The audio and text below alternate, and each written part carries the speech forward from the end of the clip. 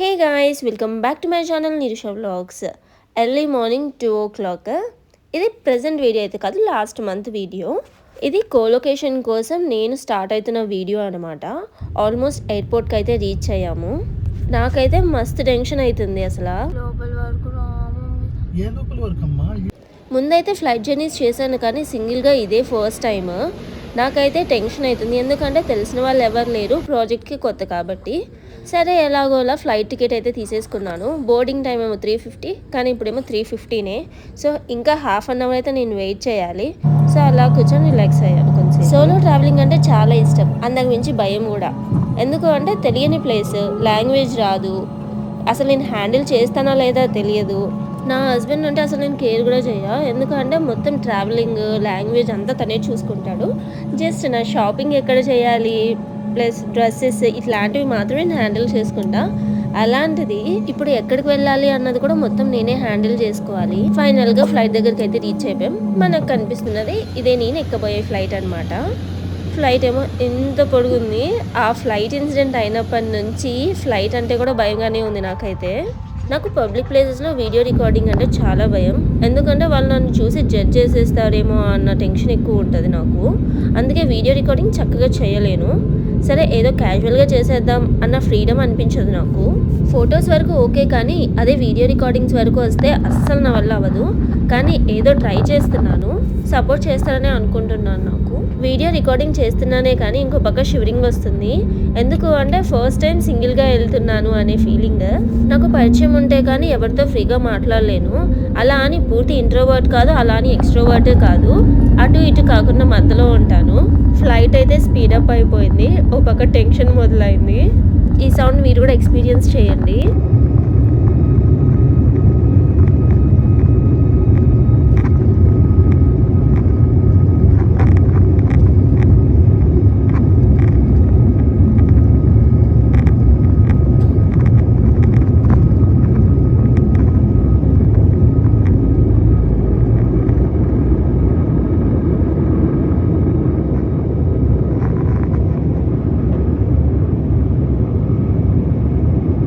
Fly అయ్యి stable అయ్యేంత వరకు మైండ్లో మాత్రం 100 థాట్లు రన్ అయిపోయాయి. సేఫ్గా ల్యాండ్ అయ్యేంత వరకు నా థాట్స్ ఇలానే రన్ అవుతూ ఉంటాయేమో. నార్మల్గా కార్లో వెళ్తుంటేనే 100 సార్లు చూసుకో అని చెప్తూ ఉంటాను హస్బెండ్కి.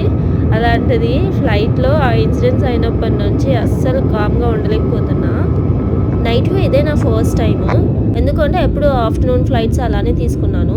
సో ఎర్లీ మార్నింగ్ అయితే చాలా బాగా అనిపించేది, క్లౌడ్స్ అన్నీ బాగా కనిపించేవి అనిపించింది నాకైతే.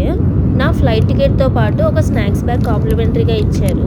దాంట్లో వచ్చేసి ఒక ప్రోటీన్ బార్, ఒక ఫ్రూట్ జ్యూస్, ఇంకొకటి మఖానా ప్యాకెట్ ఇచ్చారు. ఆబ్వియస్గా దాచాను, తినలేదు. సేఫ్గా అయితే ల్యాండ్ అయిపోయాను. పూణేలో ఏంటి అంటే ఎయిర్పోర్ట్ నుంచి ఏరోమాల్ వరకు ఫ్రీ బస్సెస్ ఉంటాయి. సో అదైతే ఎక్కేస్తున్నాను నేను. పూణేకి రీచ్ అయ్యాక నా కొలీగ్స్ అందరినీ మీట్ అయ్యాను. అదే ఫస్ట్ టైం అనమాట వాళ్ళని చూడటము. అందులో వాళ్ళందరిది ఒకటే హోటల్, నాది మాత్రమే సపరేట్ హోటల్. ఎందుకు అంటే లేట్గా నేను బుక్ చేసుకున్నాను కాబట్టి. క్యాబ్ అయితే బుక్ చేసుకున్నాను, కానీ వీళ్ళైతే మరాఠీ, హిందీలో మాట్లాడుతున్నారు. మనకైతే బేసిక్ నాలెడ్జ్ కూడా లేదు.